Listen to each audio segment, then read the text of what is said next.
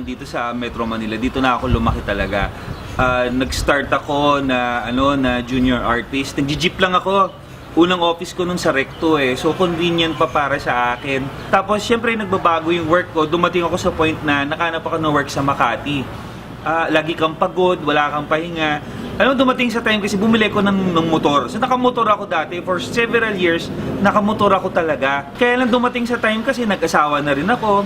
Nawa naman ako kasi hindi siya makapagsuot ng skirt, hindi siya makapagsuot ng dress, 'di ba?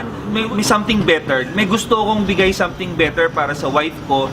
Eventually magkakaroon ako ng anak. Ang real reason yan talaga, unang-una yung safety ng family. Meron akong mga kaibigan, kapatid ko mismo, dito lang, malapit sa kanto namin. Sumakay ng jeep, pauwi, galing sa trabaho, na hold up. Hihintayin ko pa ba? Yung time na nagko-commute kami, saka kami ma-hold up, saka kami mais na tiyan. 'Di ba? So itong sasakyan to, una-una, safety talaga. Pangalawa, yung comfort.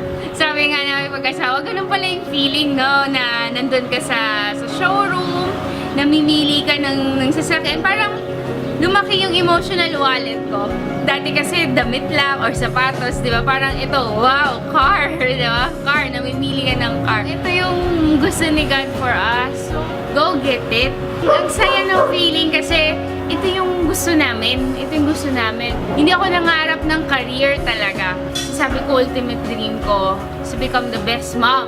I wanna take care of my family, my husband, my kids. Sabi ko, hindi ko yun magagawa kung sa employment. So time freedom, nangarap ako, yun yung ginol ko. And yung yung financial freedom, yun yung driving force ko talaga in doing this business. Sabi ko, wow, gawin lang namin in 3 to 5 years ng tutok sa business. Kaya namin ma-achieve yung goal namin na yun.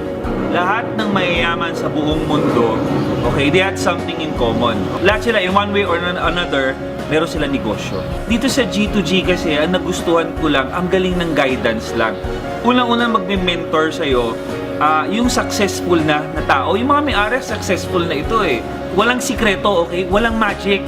Unang-una lang, pag-aralan mo lang. Pangalawa, magsimula ka. And then yung pangatlong sikreto, walang magic ito pero tuloy-tuloy lang.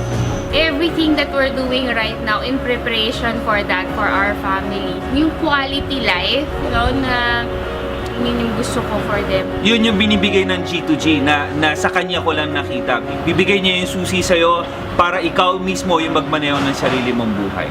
Yun. Sa G2G, tama yun Naramdaman ko yun kasi sa G2G, okay, panahon ko na.